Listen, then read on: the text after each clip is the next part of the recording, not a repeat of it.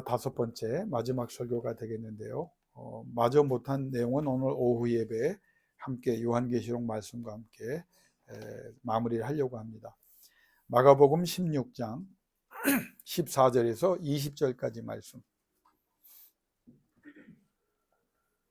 여러분이 최소한 이 본문만 다섯 번째 읽고 있습니다. 그냥 머리에만 두지 말고 이렇게 나타나기를 기도하기를 바랍니다. 우리 14절부터 20절까지 같이 받들어 봉독합니다. 그 후에 11 제자가 음식 먹을 때에 예수께서 그들에게 나타나사 그들의 믿음 없는 것과 마음이 완악한 것을 꾸짖으시니 이는 자기가 살아난 것을 본 자들의 말을 믿지 아니함일러라. 또 이르시되 너희는 온 천하에 다니며 만민에게 복음을 전파하라. 믿고 세례를 받는 사람은 구원을 얻을 것이요 믿지 않는 사람은 정죄를 받으리라. 믿는 자들에게는 이런 표적이 따르리니 곧 그들이 내 이름으로 귀신을 쫓아내며 새 방언을 말하며 뱀을 집어올리며 무슨 독을 마실지라도 해를 받지 아니하며 병든 사람에게 손을 얹은즉 나으리라 하시더라. 주 예수께서 말씀을 마치신 후에 하늘로 올려지사 하나님 우편에 앉으시느니라. 제자들이 나가 두루 전파할세 주께서 함께 역사하사 그 따르는 표적으로 말씀을 확실히 증언하시니라. 아멘. 다섯 번의 설교를 하면서 이 본문을 저희가 분해도 해봤고 배경도 살펴봤습니다. 여기서 가장 중요한 내용을 여러분이 압축한다면 어떻게 표현할 수 있습니까? 주께서 함께 역사하사. 그게 이 본문의 주요 내용이기도 하지만 마가복음 전체 내용이기도 하고 또 신약의 전체 내용이기도 하고 또 구약의 전체 내용이기도 합니다. 여러분이 주께서 함께 역사하사. 그러니까 이제 이걸 세 개로 나눌 수 있어요. 주께서 하시는 겁니다. 내가 믿음이 좋아서 하는 것 같지만 아니에요. 내 믿음은 주께서 역사하는데 필요한 도구일 뿐입니다. 근거일 뿐입니다. 그러니까 주께서 모든 걸 하신다. 그 다음에 그 주께서 하시려고 하면 어떻게? 나를 통해 하시려고 하면 함께 하시는 거예요. 그러니까 내가 주님이 함께 하시도록 늘 자기를 철저히 관리하고 영육간의 거룩과 경건으로 훈련하는 거예요. 그러면 주께서 경건과 거룩을 사모하는 우리에게 함께 하시는 거예요. 그럼 함께 하면 뭐가 일어나겠어요? 역사가 일어나는 거예요. 근데 그 역사는 내가 뭘 할 때? 준비된 자로 예수 그리스도의 구원을 전할 때, 그러니까 복음을 전할 때 역사가 일어났습니다. 여러분이 기도할 때 응답도 주시지만 그 기도의 제목들이 다 복음 확장을 향한 목적이 있어야 돼요. 내가 복 받기를 원합니다. 왜 복을 주셔야 돼요? 예수 그리스도의 구원을 전하기를 원합니다. 하나님 나라 확장하기를 원합니다. 그리고 전하면서 여러분이 애쓸 때 주께서 함께 하시면서 여러분을 통해 역사하신다는 거예요.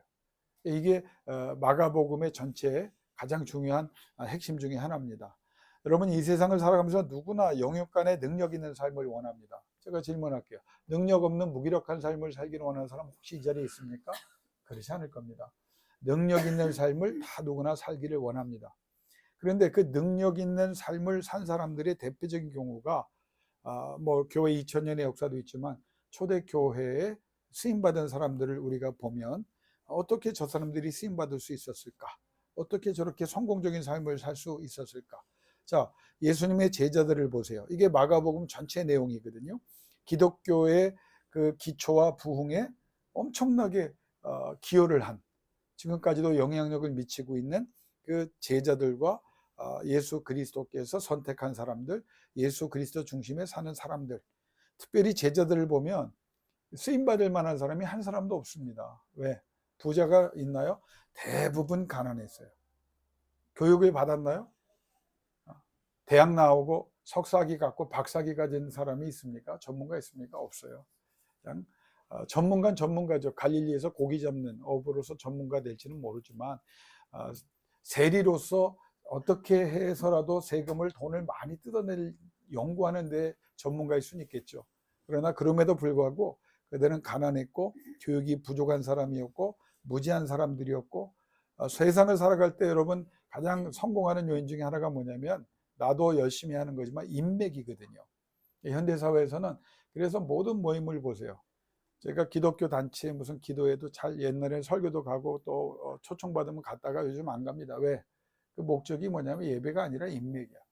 설교를 끝나면 나는 아주 그 싫어하는 게 뭐냐면 이 명함 돌리는 그 모습에 나는 아주 가슴에 이제 싸늘해질 뿐 아니라 막 화가 나더라고요. 이 사람들은 예배를 드리러 온 곳인가 아니면 서로 그 네임카드를 돌리면서 인맥을, 왜냐하면 그게 성공하는데 굉장히 도움이 되잖아요. 아는 사람이 있으면 도와주는. 뭐 내가 그거를 근본적으로 부정하는 건 아닙니다. 그러나 여기에 초대교회 사람들을 보면 인맥도 없어요. 그냥 가난한 사람끼리 능력 없는 사람끼리 그냥 모여 있었습니다. 이 사람들이 이성적이고 철학적이었습니까? 굉장히 감정적인 사람이에요. 조금만 막 기분 좋으면 좋은 소리 하고 기분 나쁘면 화내는 사람이. 대표적인 사람이 베드로 아닙니까? 뭐 바른 말 했다가 막 그냥 엉뚱한 소리 했다가 막 예수님 잡히시던 밤에는 칼을 뽑아서 종 말고의 귀를 자르는데, 이게 예수님이 3년 동안 가르친 게 도대체 어디 간 거예요? 이런 사람들, 강팍한 사람들, 이력서를 내야 요즘은, 그래서 이력을 화려하기 위해서 얼마나 애씁니까? 공부하는 이유 중에 하나가 이력을, 뭐 전문 지식을 얻는 것도 있지만 사실은 이력서, 이걸 화려하게 하면 사람들이 이력서, 어디 가든지 여러분 다 이력서 내라고 그러잖아요. 예? 저는 한국교회를 보면서 저도 뭐 그냥 이력을 넓히기 위해서 공부한 건 아니지만 한국교회 목사님들 요즘 보면 이력을 하기 위해서 석사, 박사 그 없는 살림이 열심히들 하십니다. 그런데 그 이유 중에 하나가 뭐냐면 각 교회에 뭐 이력서 내라고 그러니까 목사가 이력서 내고 가는 것도 이상한 거고, 이력서 보고 외국 박사가 국내 박사하고 또 차이가 나고. 저는 질문하고 싶어요. 아니, 목회자에게 필요한 건 거룩과 경건과 영성 아니겠어요? 성도들도 마찬가지. 근데 뭐 그렇게 해서 좋은 사람, 뭐 어느 교회는 제가, 여러분 뭐 저는 키가 작아서 하는 얘기 아니에요. 목사 조건 중에 하나가 키가 1m 80이 돼야 된대. 아니, 세상에 예수님이 제자 뽑을 때 키 보고 뽑았겠어요? 우리 교회 목사님은 인물이 좋대. 아니, 근데 연예인 뽑지 왜 차은우 뽑아다가 담임 목사 시키지? 뭐 그 인물 보고 뽑고. 저 사람은 뭐 학위가, 아니 학위 있는 것 같다가 뽑아놓는다고 그 교회가 부흥하고 성령의 역사입니까? 난 그거 아니라 기본적인 훈련을 받고 진짜 목사가 되는데 총회가 원하고 사람들이 만든 그런 제도이긴 하지만 거기에 맞춰서, 저 같은 경우는 통합측 목사잖아요. 대한예수교 장로회. 그래서 대학원 나오고 2년 풀타임으로 전임 전도사라고 목사고시에 합격해서 목사가 되고, 그 다음에 뭐 공부할 수 있으면 하지만 성경 말씀을 주야로 묵상하고 기도하면서 성령의 능력이 나타나는 거, 이게 최고인데 이건 안 본단 말이에요, 사람들이. 뭐가 프로그램이 있으면, 뭐 아이디어가 있으면. 한국교회 보세요. 제가 예언을 해왔고 지금도 마찬가지입니다. 지금 좀 큰 교회, 프로그램으로 가던 교회 끝을 보세요. 한순간에 무너져 내립니다. 5만 명, 뭐 6만 명 한순간에. 하나님의 성령이 함께하는 교회가 제일 절실하게 필요해요. 여러분 속에 성령이 임하시고 각 교회에 성령이 임하시고 교회가 크든 작든 하나님이 그 사명에 따라서 영광을 거두시며 하나님의 임재 속에서 하나님이 마음껏 이 세상을 향하여 역사하실 수 있는 그런 하나님이 붙잡아 사는 그런 영적인 능력을 가진 성도와 교회가 될 수 있기를 간절히 축원합니다. 이 사람들 보세요. 미래에 대한 대책도 없는 사람이에요. 선택받은 후에 행적도 보고 여러분 다 보세요. 아무것도 없어요. 결정적으로 예수 그리스도가 십자가 달릴 때 배반하거나 떠났습니다. 세상적으로 보면 이 초대교회 기초를 쌓았다는 이 사람들은 루저의 영어로 패배자들입니다. 실패자입니다. 변두리 사람들입니다. 성공과는 전혀 관계없는 사람들이에요. 그런데 이 사람들이 어떻게 이렇게 2000년의 교회에 그 기초를 쌓고 부흥하는데 지금도 영향력을 행사하고 있을까? 마가복음은 딱 한마디로 얘기하는 거예요. 네가 누구든지 간에 어떤 환경과 어떤 배움과 어떤 소유를 가졌든지 간에 어떤 약점을 갖고 장점을 가졌든지 간에 문제되지 않는다. 주께서 함께하사 역사하는 사람이 되면 된다. 여러분이 이게 능력인 거예요. 우리가 말하는 복음의 능력은 정말 가능성 없는 걸 가능하게 하는 거예요. 예수님이 복음의 능력을 정리해 주셨죠? 다 여러분 기억하세요. 죽은 자가 살아나고 병든 자가 고침받고 귀신이 쫓겨나가고 모든 약한 것을 강하게 하시고 잘못된 것을 바로잡아 주시고 거룩과 경건에 이르게 하시는 거예요. 이게 복음의 능력이에요.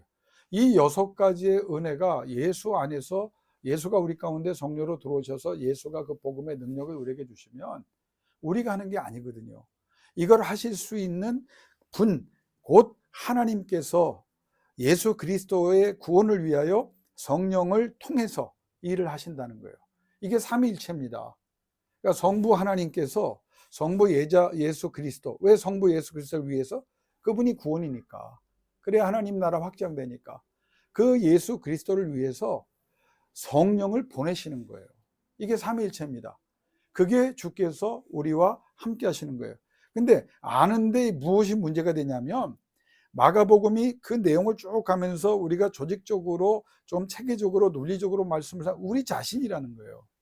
그러니까 결국은 환경이 아닙니다. 여러분, 내가 지금 해결해야 될 문제, 모든 대적들, 상황들, 여러분 그것 때문에 골치 아파하잖아요. 근데 성경은 그 환경과 대적에 대해서 이야기를 하지만 근본적인 문제를, 해결책을 제시합니다. 세상이, 적군이, 내 환경이 어떻게 바뀌어요? 내가 바뀌는 거예요. 내가 바뀌어야 능력이 나타나는 겁니다. 킹제임스 버전에 보면 하나님의 전능을 제한하는 게 우리의 뭐라고 그랬어요? 우리 자신의 불신앙과 불순종이라고 그랬어요. 우리의 거룩하지 아니함이 누구를 제한합니까? 하나님을 제한한다는 거예요. 킹제임스 버전에 딱 한 번 나와요. 시편 78편에 나와요. 너의 거룩하지 아니함이, 너의 불순종과 불신앙이 하나님. 그러면 그 성경이 말하는 핵심 뭡니까? 네가 변화되는 거예요.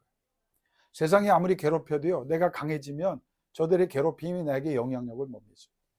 저들이 아무리 술수를 갖고 교묘한, 또 우리에게 약점을 파악해서 우리를 공격해 들어와도 하나님의 영이 우리 가운데 나를 보호해 주시면 내가 영향을. 그래서 예수 믿는 사람들이 기도하면서 은혜 받으면 하는 말이 뭐예요?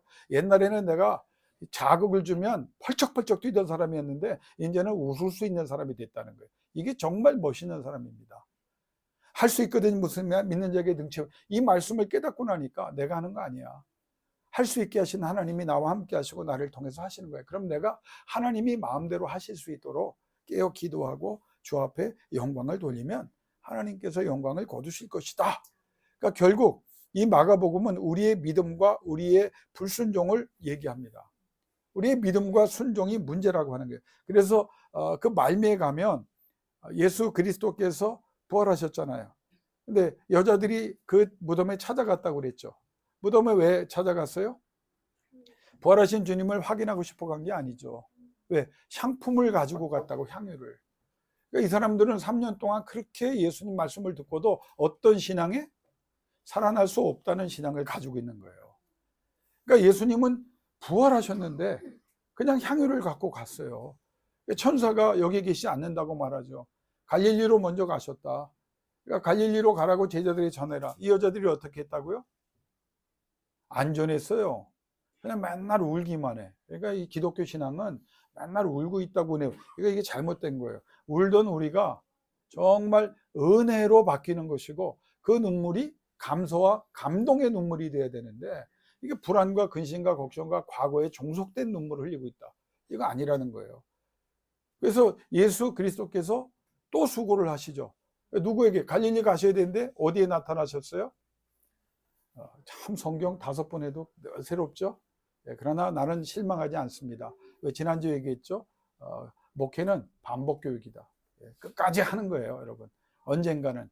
속으로 그런 사람, 목사님, 저는 다 알고 있지만 남들도 이렇게 눈도 있고 그래서 그냥 속으로만 답변합니다. 아멘입니다. 그런 분들은 더 좋아요. 그러나 잊어버린 분은 또 정리합시다. 누구에게 나타나야만, 성경이 그렇게 나타나셔야만, 그러니까 기꺼이 나타나신 게 아니에요. 이 여자들이 안전하니까 나타나셔야만 됐다는 거예요. 누구에게? 막달라 마리아에게.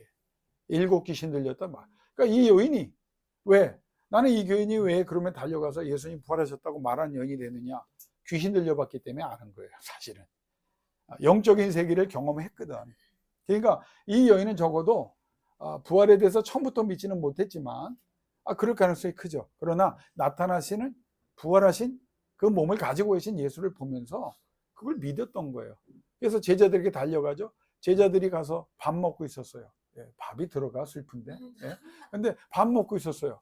그러면서 얘기하니까 뭐라 그래요? 안 믿어요. 또 안 믿어요. 이런 사람들이었어요. 이런 사람들을 예수님이 데려다가 어떻게 해요? 또 40일 동안 부활하셨는데 그냥 승천하시기 전까지 가르치는 거예요. 총정리해 주는 거예요. 그때 벼락치기 공부를 40일 동안 해 주신 거죠. 그러고 나서 500명을 그렇게 훈련시키셨죠. 그리고 승천하십니다. 승천하시고 나서 예루살렘 가서 기도해라. 그러면 500명이 성령을 받아야 되잖아, 기도하다. 성령이 예수님 승천하시고 예루살렘, 그래서 마가의 다락방에서 기도하죠. 며칠 후에 성령이 임하셨다고요? 예, 그래 손가락 빨리 보라고 그랬죠. 예, 열흘 후에. 그러니까 열흘도 못 참은 거야. 부활하신 주님을 보고. 이게 우리의 약점. 은혜 받았다. 여러분 정말 그거 은혜 받은 거를 정말 진짜 받았는가를 한번 생각해 보고 더 큰 은혜를 갈망해야 돼. 왜? 안 변해 우리가. 알면서도 경험. 예수 그리스도의 이 사건뿐만 아니라 구약에도 보면 민수기 14장을 제가 설교하면서 그랬죠. 12명의 정탐꾼 중에 10명, 그 사람들을 포함하고 또 나머지 믿지 않는 사람들, 그 사람들 향해서 그 사람들이라고 했어요. 원문은 뭐라고 그랬다고요? 그놈들이에요. 성경에 그 사람들이 보니까 그놈들. 왜? 내가 한두 번 이적을 행했냐? 한두 번 은혜를 줬냐? 출애굽할 때 10번을 했고 홍해를 갈랐고, 아니 그 광야에 와서도 내가 많이 이적을 행했는데, 아니 그걸 어떻게 홀라당 잊어버리고 그 10명의 정탐꾼의 부정적인 보고로 인해서 밤새 원망을 했다는 거 아니에요. 하나님도 뒤끝이 생길 수밖에 없는 거예요. 그놈들. 그리고 나서도 10번을 나를 시험했다. 그놈들 어떻게 돼야 된다? 죽어라 그랬어요. 그래서 곧바로 죽은 게 누굽니까? 제가 이제 또 목요 기도회 때 준비하고 있는데 10명의 이름을 아예 기록을 해버려요, 성경에. 어느 집파 누구, 어느 집파 누구, 어느 집파 누구. 그리고 나서 예외로 여호수아와 갈렙은 나를 온전히 쫓았습니다. 믿음으로. 홍경미 집사님이 정답을 말해서 깜짝 놀랐는데 지난 오후 예배 때 우리 믿음의 사람은 온전히 쫓은 사람 뭐라고요? 바늘로 찔렀는데 뭐가 나와요? 피가 안 나와. 뭐가 나와? 믿음이 나오는 거예요. 이게 하나님께서 원하는 믿음이 나오는 거예요. 이 문제를 계속 얘기하는 거예요. 그래서 성경에 보면 예수님께서 우리에게 많은 가르침 중에 하나 거기서를 강조합니다. 갈릴리로 가시면서 거기서, 그러니까 예수의 빈 무덤이 아니에요. 이게 empty tomb, 이게 신학적으로 굉장히 중요합니다. 이 빈 무덤 전승이라고 하는데 이게 없으면 기독교는 시작할 수가 없어요. 그런데 이 빈 무덤은 종착지가 아니에요. 출발점이에요. 거기서, 그러니까 너희는 지금 빈 무덤 보러 왔지? 봤지? 근데 여기가 아니라는 거예요. 갈릴리로 가서, 근데 안 와. 그러니까 예수님이 또 찾아다니면서 다 모으시죠. 그 다음에 주신 게 뭐예요? 예루살렘, 거기서. 마가의 다락방, 거기서. 온 유대, 거기서. 사마리아, 거기서. 땅끝까지, 거기서. 그리고 거기로 가라. 그러면 하나님이 역사하신다. 너에게 권능을 준다. 여러분, 권능이란 말을 어렵게 생각하지 마세요. 권능이란 말이 영어로 authority란 말을 썼지만 이 원문을 보면 위에 서게 하시는 거예요. 그럼 이 사람들이 문제 많은 사람, 믿음도 없고 불순종하고 개개인으로 봐도 세상적으로 쓸모도 없는 이 사람들이 어떻게 역사를 바꾸는 사람이 됐느냐? 주께서 함께하사 먼저 이들에게 뭘 줬느냐? 권능을 주셨다고요. 권능. 그러니까 예수 믿는 사람들이 권능. 제가 뭐 얘기를 할까 말까 망설였는데 요즘 한국 교회뿐만 아니라 저도 누구에게 들어 살았어요. 집사님에게 들어 살았는데 목사님이 목사님을 막 공격하는, 국가가 이러니까 막 서로. 예. 근데 저는 뭐 누가 옳다 틀리다 말하고 싶진 않아요. 근데 한 가지 가슴 아팠던 사건이 뭔지 아세요? 어느 유명한 목사님이 어느 목사님을 그렇게 이제 못마땅해서 비난을 하셨는지 모르지만 그 얘기하시더라. 지금이 기도만 할 때냐. 난 그 말에 경악했습니다. 기도만 할 때냐.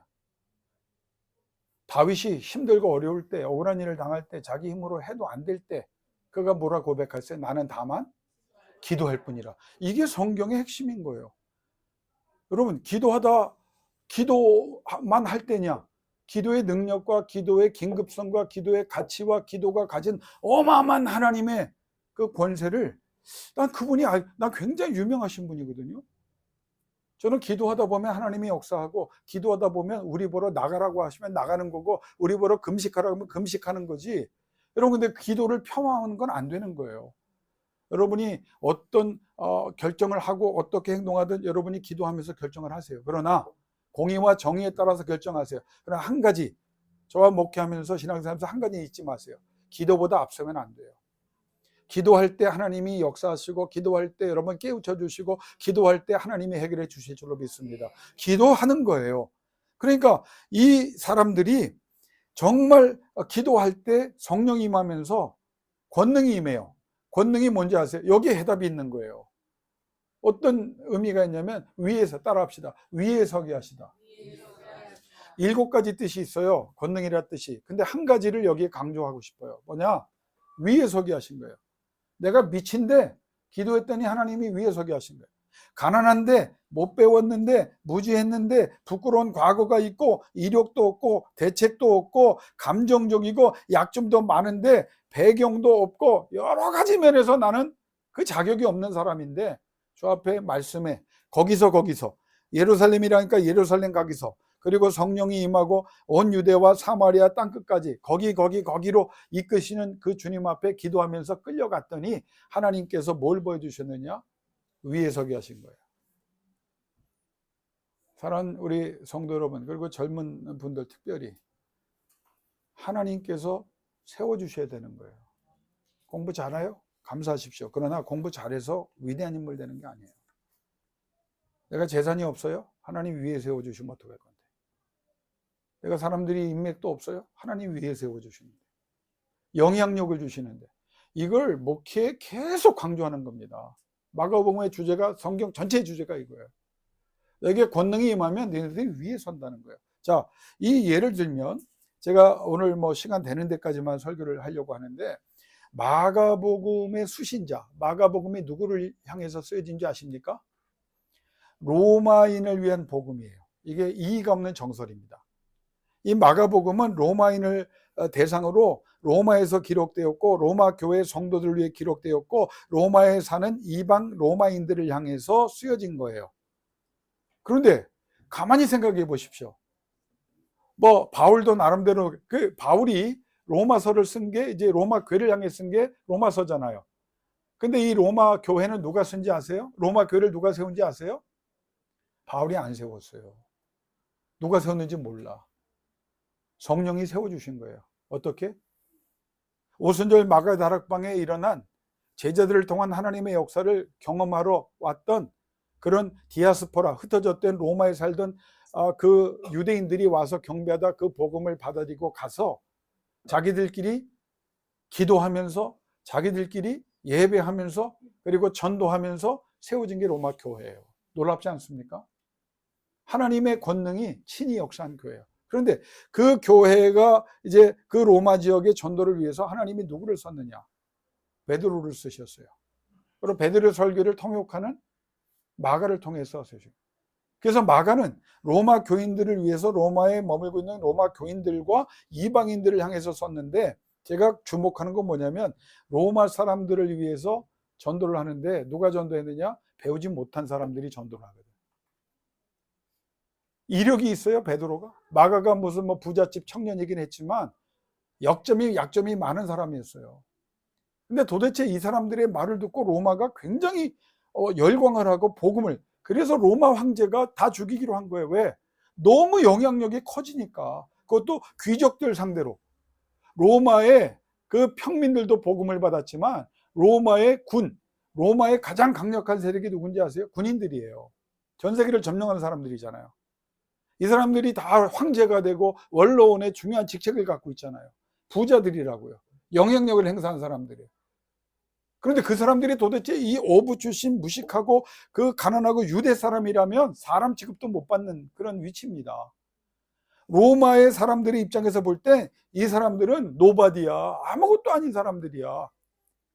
로마 사람들이 이렇게 정리합니다. 교만한 사람들입니다. 왜 교만한지 아세요? 세계 최고의 국민, 1등 국민이에요. 최고의 국민으로 부유합니다. 로마의 그 정치의 문화를 보세요. 국가에서 로마 시민들은 그냥 먹여 입혀줘요. 그냥 먹여주고 입혀주고 재워주고 모든 걸 다 해줍니다. 재산도 줍니다. 더도 합니다. 이 사람들이 교육을 많이 받아서 지식적인 사람입니다. 그리고 세계 많은 종교와 많은 민족을 포용하면서 다양성을 갖고 있다고요. 그러니까 이 다양성이 어떤 면에선 기독교가 복음을 전할 수 있는 좋은 기회가 되기도 한 것 같지만 이게 문제예요. 어떤 문제냐? 원 오브 맨인 거야. 하나님이 왜 유일한 신이라고 얘기하느냐? 왜 니네 종교만 진짜 종교라고 얘기하느냐? 이게 거대한 장벽을 만들어 놓은 거예요. 다양성이라고 하는 게. 쾌락적인 사람입니다. 이 사람들은 로마의 법에서 굉장히 타락한 사람들입니다. 목욕탕부터 시작해서 그 문화 자체가 너무 부유하고 이런 사람들이에요. 그리고 이 사람들은 신비주의를 또 쫓아가. 지식적이면 신비. 그러니까 복음으로 상대하기 가장 어려운 민족이 누군지 아세요? 로마 민족인 거예요. 세상적으로 아쉬운 것도 없어. 많이 안다고 1등 국민으로 자부하고 있어. 쾌락적인 사람들이야. 그러면서 사이비적이고 다양성을 가졌기 때문에 그냥 관심을 갖고 그래? 싫으면 무슨 거룩을 얘기하고 경건을 얘기하고 뭐 먹어라 말아라 얘기하고 무슨 하나님 앞에 그리스도가 죽었다고 살아나고 딱 끊어버리는 이런 사람들이에요. 근데 웬걸? 그런 큰 장벽 같은 사람들에게 복음을 전했더니 어떻게 해요? 복음의 확산이 일어나는 거예요. 왜? 전하는 그들에게 무엇이 있었어요? 지식이 있지 않았어요. 재산이 있지 않았어요. 논리가 있지 않았어요. 철학이 있지 않았어요. 뭐가 있었어요? 능력, 권능이 있었어요. 왜 권능이 나타났어요? 주께서 함께하사 역사하시니 권능이 드러난 거예요. 사랑하는 성도 여러분, 이걸 여러분이 알아듣고 그걸 사모한다면 5번의 설교가 정말 하나님께 영광 돌리는 설교가 되고 여러분에게 유익한 하나님의 권능이 임하도록 주께서 함께하사 역사하는 사람이 되도록 날마다 주 앞에 몸부림칠 수 있길 주의 이름으로 축원합니다. 이게 역사예요. 결국 제가 준비한 거 다 못하고 끝냅니다. 여러분이 복음의 능력이 이미 마가복음 6장에 한번 잘 들읍시다. 6장 7절에 12 제자를 부르사 두씩 보내시며 더러운 귀신을 제어하는 권능을 주시고 누구에게 이미? 믿음도 부족한 순종하지 못하는 제자들을 두씩 부르사 이미 예수님 때 6장 7절에 더러운 귀신을 제어하는 권능을 주시고 제자들이 나가서 회개하라 전파하게 하시고 그럴 때 많은 귀신을 쫓아내는 역사가 있게 하셨고 많은 병자에게 기름을 발라서 고치는 역사가 있었어요. 왜? 예수님이 그 권능을 주셨기 때문에. 예수님의 권능. 저는 제가 조직신학을 전공했기 때문에 은사론을 공부할 때 은사를 사모했거든요. 근데 그게 아니더라고. 은사를 받아서 내가 그 선물을 받으면 영적인 능력을 받아서 내가 행하는 게 아니야. 은사론의 깊은 의미는 뭐냐? 그런 은사의 주체이신 예수 그리스도가 여러분의 주인으로 여러분 삶에 들어오셔서 여러분이 기도할 때 예수를 전할 때 그분이 직접 여러분을 통해서 마음껏 행사하실 수 있는 역사가 일어나는 그 은혜가 임하기를 축원합니다. 그게 은사입니다. 방언을 말하게 하셨어요? 그럼 방언만 받은 게 아니에요. 방언을 주신 성령은 필요할 때 우리가 깊어질 때 통변도 주실 것이고 예언도 주실 것이에요. 신유도 주실 것이에요. 그러니까 그 주님이 역사하는 걸 여러분이 제한하려고 나는 이 은사밖에 못 받았다 스스로 그렇게 믿음 없는 고백을 하지 마세요. 주여 내가 부족하지만 나의 믿음 없음을 도와주사. 성경에 나오는 기도 아닙니까? 주님께서 하시고자 하실 때 감히 예수 그리스도 이름을 드러나게 하는 6장 14절 이 예수 이름이 드러나게 하시려고 그 은사를 주시고 그 능력을 주셨듯이 나를 통해 그런 일들이 일어나기를 원합니다 할 때 주님께서 역사해 주실 줄로 믿습니다. 성경에 보면 오늘 본문에도 나왔죠. 16장 18절에 뱀을 집어올리며 무슨 독을 마실지라도 해를 받지 아니하며. 제가 왜 이 설교를 5번, 6번, 7번, 10번을 해야 된다고 생각하냐면 이 뱀을 집어올리며 갖고도 1시간, 2시간을 해야 돼요. 이 뱀이 뭡니까? 그냥 단순히 뱀이 아니에요. 이 독사들, 복수를 썼어요. 헬라어로. 집어드는 일이 위험한 일입니다. 그런 상황이 주어질 때 그런 상황을 직면했을 때에도 겁내지 말라는 거예요.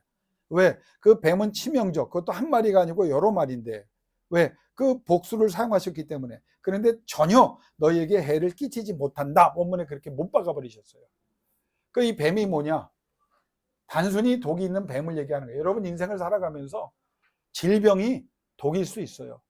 사람이 독일 수 있어요. 여러분이 고난 속에 겪어가는 모든 어려운 환경이 뱀이고 독일 수 있다는 거예요. 그러나 예수 그리스도가 함께하는 사람에게는 이런 표적이 동반한다. 여러분, 동반한다는 말을 썼습니다. 원문에. 영어로 accompany를 썼어요. 그러니까 내가 받아서 뭘 하는 게 아니야. 따라오는 거야. 왜? 내 안에 예수가 있기 때문에 그 예수가 동반시키는 거야. 그를 주께서 하신다는 거예요.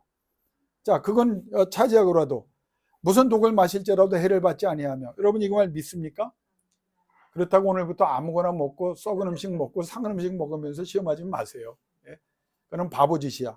여기에 말하는 것은 주의 복음을 전하면서 그런 환경에 갔을 때에도 내가 모르고 그런 환경에 빠졌을 때 역사다. 제가 몇 가지 얘기만 드릴게요. AD 200년경에 쓰여진 12족장의 유언이라는 기록이 있습니다. 여기에 정경 66권에 못 들어왔지만 요셉에 대한 부분이 있어요. 그 요셉에 대한 부분 6장에 보면 요셉이 보디발 아내의 유혹을 받았죠. 거절했죠. 그래서 그 자세한 내용이 거기 나왔는데 아내가 보디발을 자기의 잘못이 자기의 그 약점이 드러날까봐 요셉에게 독을 마시게 했다는 거예요. 근데 요셉이 죽지 않았다는 거예요. 이게 12족장에 나오는 겁니다. 요한 행전이 있습니다. 사도행전이 아니고 요한 행전이란 성경 외의 기록이 있는데 9장에서 10장에 보면 로마의 최악의 크리스찬 박해, 네로 황제라고 생각하는데 아닙니다. 도미시안 황제, 도미티안. 여러분, 성경에 우리 한때 오해했죠? 666의 징표를 받지 말아라. 그래서 뭐 이게 컴퓨터를 쓰면 여러분, 그게 참 이 성경을 어떻게 가르쳐야 되는지 이단들이 많이 났는데 그 666을 조심하라 하는 말은 도미시안 황제라고 얘기를 못해. 그걸 말하면 더 많은 기독교인들이 죽어요. 그러니까 도미시안이 배교하라고 말하지 거기에 쫓아서 예수를 거절하면 안 된다라는 경각심을 얘기하면서 도미시안의 그 이름을 그 로마 숫자로 표기하면 뭐가 되는지 아세요? 그게 666이에요. 그러니까 그 기초를 알고 있어야 돼. 그러니까 뭐 오늘부터 아이고 컴퓨터 쓰면 안 되겠다, 뭐 다 갖다 버리지 마시고, 그 도미시안에 대해서 얘기를 먼저 한 겁니다. 이 도미시안이 네로보다 더 강력하게 기독교인들을 잡아 죽이거든요. 그런데 요한이 잡혀갔다는 거예요. 그리고 독일 탄 물을 계속 마시게 했다는 거예요. 근데 요한이 죽지 않았습니다. 반모섬에 갈려. 그러니까 필요할 때 하나님이 그렇게 역사했다는 기록이 나와요. 여러분, 로마의 신학자임의 역사이며 서기학자이고 지금도 그 사람이 역사학자들에게 굉장히 영향을 많이 받거든요. 그 사람이 누구냐면 유세비우스라는 사람이 있어요. 유세비우스가 초대 교회사를 썼는데 이게 굉장히 고서로 아주 그 클래식한 거로 영향을 많이 끼쳤는데 가룟 유다 대신에 12제장 하나로 선택을 받았다가 추천되지 않았던 유소도, 마띠아와 유소도. 유소도가 선교를 했는데 박해를 받아서 강제로 독을 마셨는데 아무 해를 입지 않았다. 이 말을 어떻게 믿을 수 있느냐? 유세비우스라는 학자는요, 논리적이고 철학적인 사람이에요. 지금까지도 영향력을 행사하는 그 역사학의 대부고 철학의 근본을 쌓는데 일조했던 사람입니다. 그 사람이 그걸 기록해 놨어요. 초대교회사, 신앙이 그렇게 좋은 사람도 아닌데 요한에게 그렇게 도미티안 황제가 독을 마시게 했는데도 하나님이 어떻게 계획을 하셨는지 죽지 않았다. 사도행전 28장 1절에서 6절에 보면 유라굴로 광풍에서 멜리데 섬으로 파선하죠. 모든 바울을 포함한 로마 백부장과 그 선원들과 그 여행자들과 그 죄수들이, 그래서 거기에 살아나서 추우니까 한 묶음에 불을 뗐고 이제 몸을 녹일 때 독사가 튀어나와서 누굴 물었어요? 바울을 물었어요. 독사가. 그러니까 사람들이 다 본 거야. 바울이 어떻게 해요? 아프다고 소리 질렀을까요? 통통 벗어 죽었을까요? 성경을 보면 툭툭 털어냈다는 거야. 먼지 털어내듯이. 그 마을, 그 섬에 있던, 멜리데 섬에 있던 사람들이 다 봅니다. 그리고 나서 어떻게 해요? 바울의 말을 믿고 전 멜리데 섬의 거주민들이 예수를 믿습니다. 여러분, 이게 나는 성경을 여러분 사람들이 저 신학자들, 저도 신학을 하면서 이제 많은 사람들의 그런 책들을 보는데 하나님의 나라, 하나님의 능력, 하나님의 권능, 하나님의 그 위대하신 표적과 기사들을 얘기하면서 이런 구체적인 게 나오면 있을 수 없는 일이라고 쓰거나 그때 필요해서 하나님이 특별히 요청을 했다. 아니 그러면 우리가 성경 66권을 왜 믿냔 말이에요. 마가복음이 얘기하는 건 뭐냐? 아니라는 거예요. 과거에만 그런 것이 아니라 지금도 역사한다. 여러분 믿으십니까? 정말 복음을 위해서 애쓰는 사람에게 이적이 나다. 그러면 여러분 만약에 그런 일을 이적이라고 인정할 수 없다면 여러분이 기도해서 하나님의 은혜로 기대하는 모든 이적과 역사를 여러분은 믿을 수 없는 거야. 구하지도 마십시오. 예수 그리스도는 어제나 오늘이나 영원토록 변함이 없다.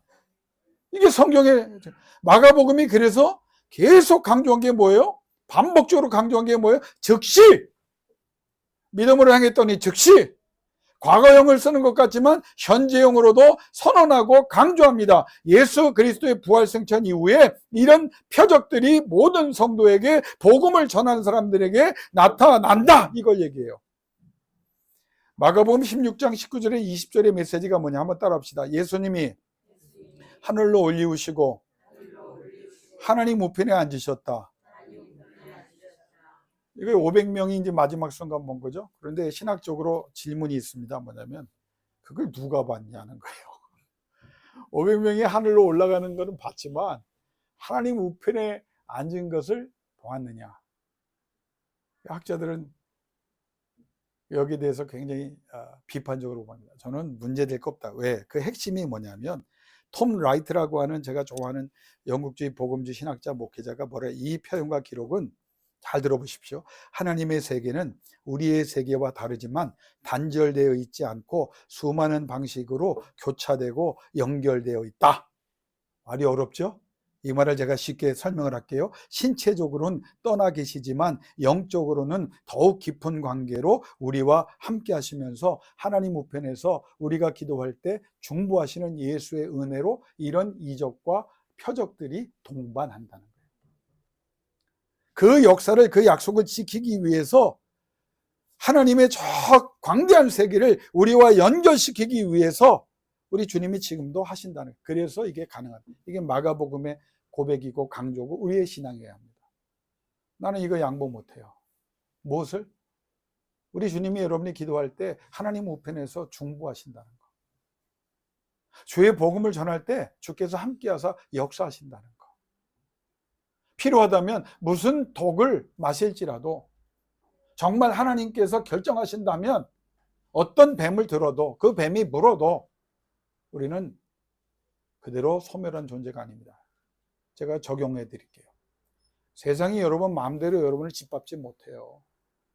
세상 사람들이 합해서 나와 내 자녀와 내 기업과 우리가 기도하는 교회의 앞길을 마음대로 좌지우지 못해요. 그렇게 하는 것 같아요? 아니죠. 제가 오늘 오후에도 설교하겠지만 지난 목요일날 이 설교를 할 때 성령이 역사하셔서 기도의 문을 활짝 열어주신 걸 경험했죠.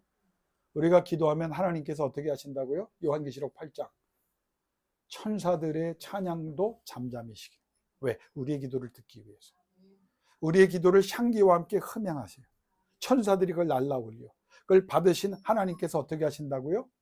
불향로에서 불을 던지신다. 이게 요한계시록의 8장이에요. 그냥 와서 예배드리고 하지 마십시오. 의식적으로 의례적으로 기도하지 마세요. 하나님이 잠잠히 시켜요. 천사들까지. 여러분의 기도를 듣기 위해서. 근데 그걸 예수 그리스도가 우리의 기도에 응답하기 위해서 그렇게 역사하신다는 거예요. 결론을 내릴게요. 주께서 함께하사 역사하시는 여러분이 되라고 주님이 은혜를 베풀고 계십니다. 그 주님과 함께하면 돼요. 잘 들으세요. 주께서 함께하사 역사하신다는 이 말은 첫째, 주께서 명령하신 일이에요. 그러니 역사가 있어요. 두 번째, 주께서 약속하신 일이에요. 약속을 넘어서 언약을 세워주신 일이에요. 주께서 함께하사 역사하신다는 것은 따라합시다. 주께서 원하시는 일이다. 주님이 간절히 원하시는 일이라는 거예요. 이게 마가복음을 통해서 주신 거예요. 야, 너희가 원하는 것보다 내가 더 원해. 그러니까 네가 조금만 믿음으로 순종해봐라. 나와 함께하기를 애쓰고 불신앙이 아니라 진정한 신앙으로 발전해봐라. 그리고 한번 해봐라. 기도해봐라. 원하시는 주님은 도와주십니다. 부흥이 한번 합시다. 원하시는 주님은 도와주십니다. 여러분을 지지해 주십니다. 여러분을 후원해 주십니다. 여러분에게 공급해 주십니다. 여러분에게 복을 주십니다. 그리고 여러분을 통하여 강력한 하나님의 영광이 드러나도록 하나님이 모든 것 책임져 주실 줄로 믿습니다. 이 시대에 필요한 사람 그런 사람. 오늘 청년이 우리에게 하나님의 은혜로 오신 것 같아요. 그렇죠? 우리 교회에 있는 줄 알았어요? 몰랐죠. 어떻게 하셨어요? 왔다 갔다 간판 보시고 오신 거예요?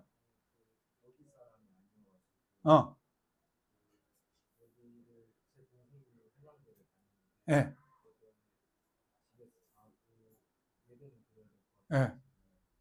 할렐루야. 우리 교회 청년들 몇 명 왔다 갔다 한 사람들이 있었죠? 한양대 사람은 아닌데 왔다 갔다 하다 교회 보고 이렇게 예배 드리려고 왔죠. 지난번에도 우리 서산에서 그 장교로, 공군 장교로 근무하는 그분 지금도 저하고 연락을 서로 주고받고 있는데 하나님의 은혜요. 청년, 주께서 함께하사 역사하는 청년 되시기를 주 이름으로 축원합니다. 다음에 기회가 있을지 몰라. 이건 놓치면 안 돼요. 여러분도 마찬가지. 설교를 제가 이제 종결합니다. 이 마음이 불타요. 주님이 원하시는 일을 여러분에게 간곡히 부탁하십니다. 내가 할게. 그러니까 너 순종해봐라. 기도해봐라. 내가 하나님 우편에서 너를 위해 충보해 줄게. 그리고 하늘과 땅을, 하늘과 하늘의 능력과 너의 무기력을 연결해서 하나님의 능력으로 주장해 줄게. 건강하십시오. 회복되십시오. 능력 받으십시오. 변화되십시오. 주께서 함께하사 역사는 여러분의 남은 인생 되시기를 주 이름으로 축원합니다. 이 시간 기도하겠습니다.